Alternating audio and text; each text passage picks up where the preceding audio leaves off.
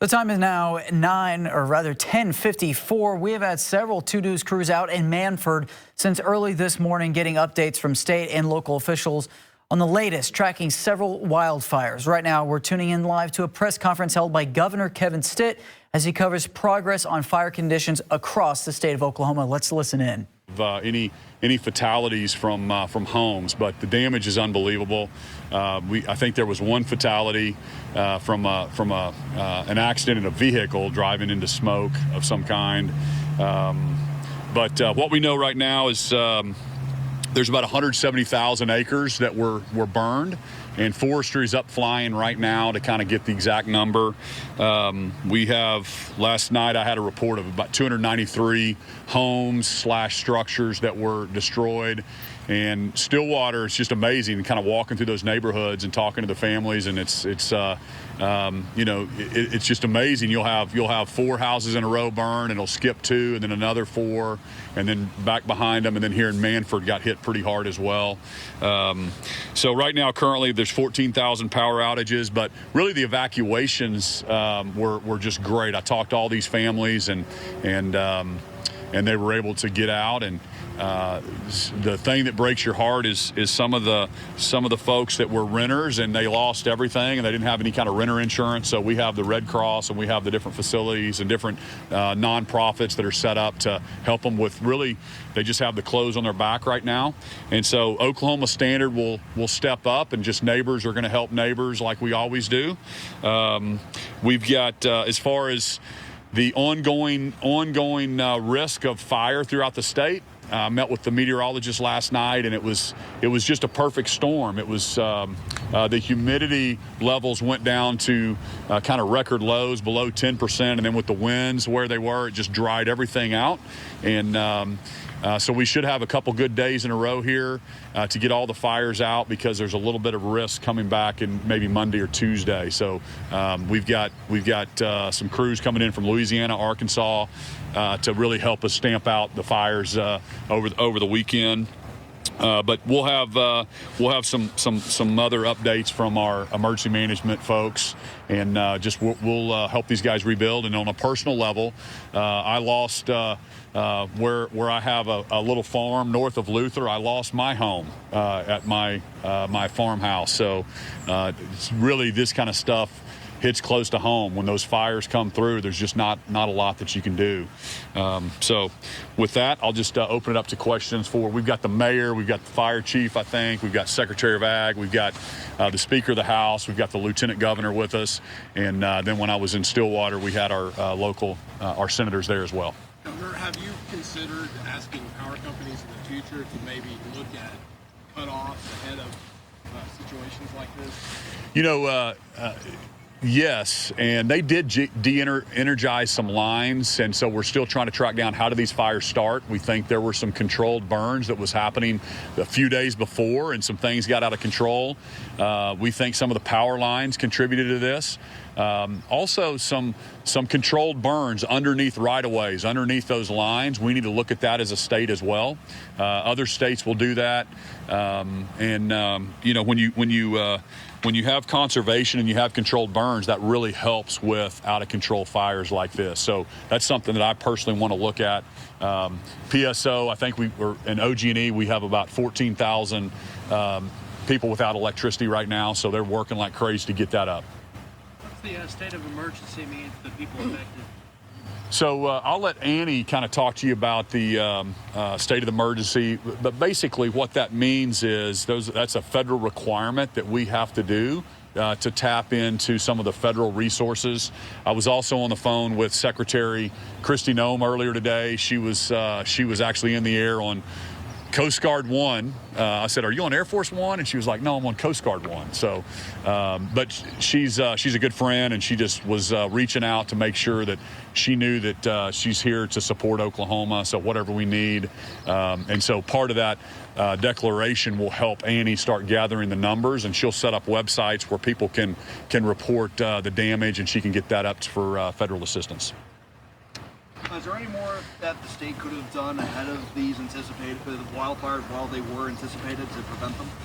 You know, I mean, great question. And there's not a, when you're have a perfect storm like this with the humidity and these high winds, you know, we've heard, I mean, that's my question, just like every Oklahoman, man, how do these start? What's happening? And we knew there were a few controlled burns from ranchers the day or two before, that it's just hard to prevent that. And then we had a case of a couple guys out welding and doing work on their farms, and you know, I think we'll do some post-mortem look at what we can do, and part of that would be let's really do some controlled burns earlier, maybe in the season, and get rid of some of the underbrush or when the timing's right, to make sure we don't have the transmission line starting things up. And then we can also think about de-energizing at certain levels of wind speeds. Do you think that could be addressed through the legislature? I think so. We've got the speaker here, but I can assure you that OG&E and our partners, they want to provide power to our homes, and they're trying to keep people safe. So they're looking at their grid as well, and that's also part of the need to continue to upgrade and continue to have you know, the right infrastructure in the state. So Oklahomans will continue to do that as well. Was there a reason that the National Guard was not activated to help with these evacuations last night? You know, there's no real reason except we weren't really requested. So the local sheriffs, municipalities, fire departments, also the alerts. The alerts came right to the phones, and so I was really quizzing our team last night at the Emergency Command Center, making sure. But within 10 minutes, we do that quicker than any other state. When the locals say, "Hey, we're seeing smoke," and when our meteorologists are predicting things, we're sending that directly out to people's phones. But also, just to brag on Channel 6, one of the families I stopped and talked to, I said, "Did you get a notice on your phone, or did the police?" And she said, "Channel 6 said we were watching that." So really the importance of what you guys do, letting people know when to evacuate, is really, really helpful. And then let me let Annie kind of give you an update from emergency management and what she does when she talks to the feds, and then we'll let some of the other local folks answer some questions. Annie? Good morning, everyone. We worked diligently beginning actually last Friday with the Oklahoma Forest Service to start preparing for this event. We, as of this morning, have reports of over 200 homes lost. And I will tell you, related to the state's readiness, every firefighter in this state, every resource that was out there. Task forces stayed very close to home last night because the risk was absolutely statewide. Once the risk did subside in other areas, we were able to get some task forces out and up. The damages that are out there are still ongoing. We still have teams out there doing search and rescue. We still have fires smoldering across the state.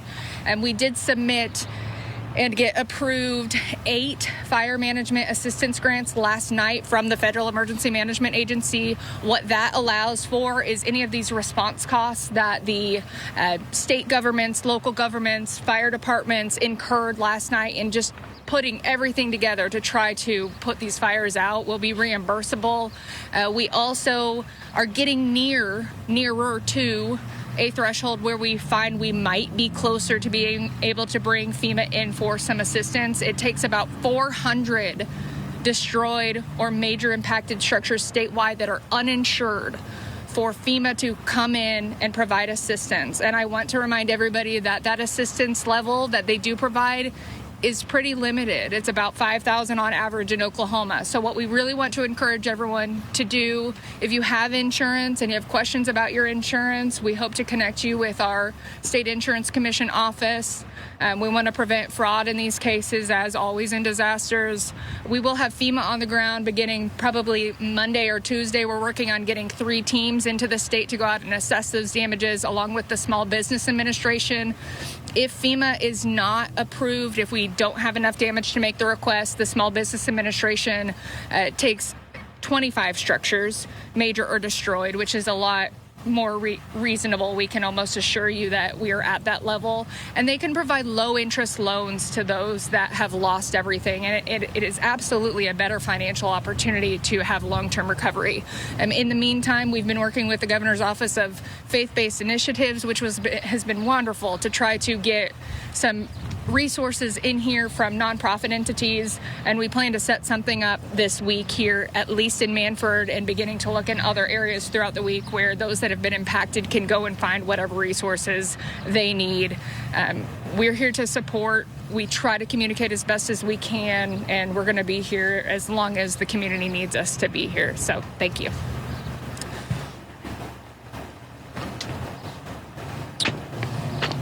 Anybody else got anything? Any other questions? Yeah, Mayor, please. Good afternoon. It's been a rough night, I can assure you of that. I want to thank the governor for being here. I want to thank the vice governor for being here, and also our representative speaker, Kyle Hilbert. So many others to thank. We got a lot of help last night. We got help from Sand Springs, Bixby, had a task force team come in from Rogers County. It got here kind of late, but they really helped us out a lot. Had a lot of small community firefighters here also. But as Amy was saying, there were so many fires going on everywhere. What we usually rely upon as municipal aid wasn't available last night. So it was kind of to each his own. And I know there are a lot of people around the state suffering right now. But appreciate you being here, Governor. Appreciate the support that we're getting. We're setting up some food areas at the Phelps IGA store. There have been several vendors that have donated food and their time, and we appreciate that.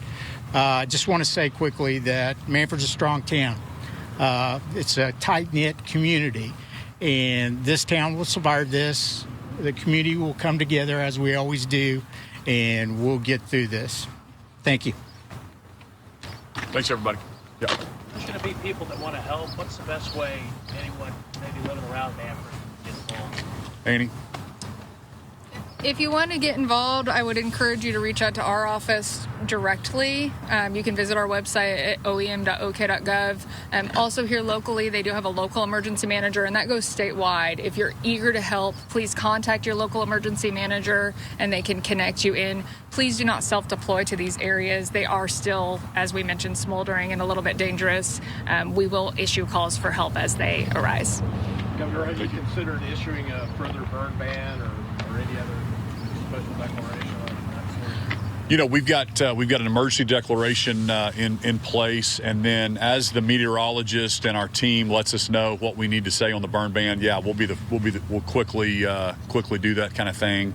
And really, it's just Oklahomans have to be really, really careful when they're burning ranch land and pasture land, and you've got to contact your locals. But also, every county commissioner can look at that, and they can do that as they need to, county by county as well. So. Thanks, everybody.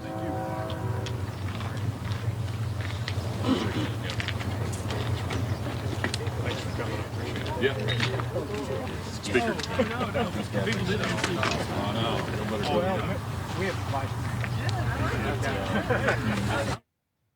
And that was Governor Stitt's press conference. He was joined by Annie Mac Vest of Oklahoma Emergency Management, as well as Mayor Clay Abercrombie of Mannford. That was what you just saw at Mannford High School. A few notes to take from this press conference. The governor stated that 170,000 acres so far have burned, 293 buildings or homes destroyed, about 200 being homes.